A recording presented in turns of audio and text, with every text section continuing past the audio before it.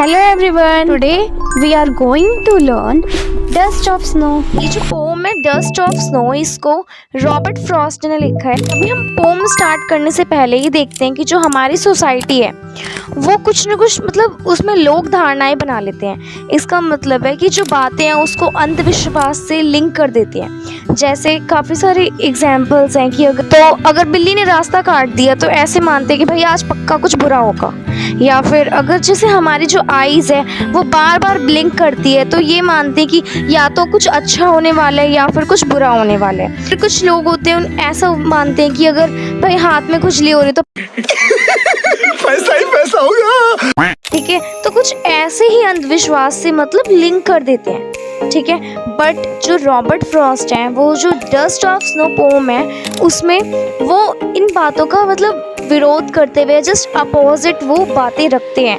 ठीक है, जैसे कि अगर हम डस्ट ऑफ स्नो की बात करें तो ये जो पोम है इसको डस्ट ऑफ स्नो क्यों कहा गया है? सो फ्रेंड्स, जो ये डस्ट है ये कोई मतलब ऐसा नहीं धूल या फिर कुछ मिट्टी, ऐसा कुछ नहीं है। डस्ट ऑफ स्नो ये रेफर करता है कि जो टिनी पार्टिकल्स होते हैं स्नो के, या फिर पार्टिकल्स आर सो स्मॉल, यानी कि अगर आप देखो जो स्नो है उसके जो छोटे छोटे पार्टिकल्स होते हैं, जैसे अगर आप जाओ ठंडे एरिया में तो माउंटेन एरियाज वगैरह में तो वहाँ पे स्नोइंग होती है। ठीक है, तो उसी को डस्ट ऑफ स्नो बोला गया है। सो फ्रेंड्स, जो ये पोम है डस्ट ऑफ स्नो, इसमें जो ये लाइन है way a crow shook down on me the dust of snow from a hemlock tree, मतलब इसका क्या है कि जैसे कौवा है और वो जैसे ही जो जिस तरीके से वो आता है और वो हेमलॉक ट्री पर बैठता है या फिर मतलब हल्का सा हिलता है तो जो स्नो है वो गिरता है। जो पॉइंट है रॉबर्ट फ्रॉस्ट है उनके ऊपर, वो जो स्नो गिरता है, स्नोइंग होती है, वो क्या करती है, हैज़ गिवन माई हार्ट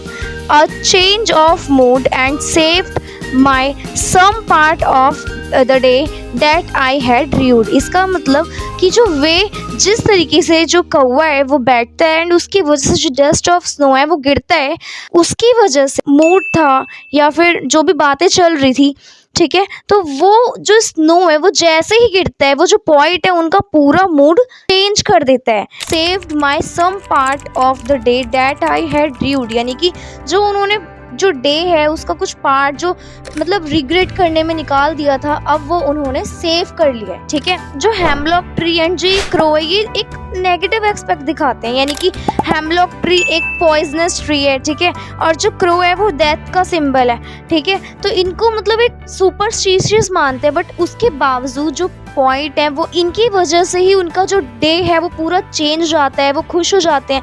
इसका मतलब ये है कि ये तो नेचुरली है, हमें किसी भी चीज़ को मतलब नेगेटिव वे में नहीं लेना चाहिए। इसका मतलब ये होता है कि हर चीज़ नेचुरली होती है, ये आपका वे होता है कि आप किसी चीज़ को किस वे में ले रहे हो, नेगेटिव एस्पेक्ट में या फिर पॉजिटिव एस्पेक्ट।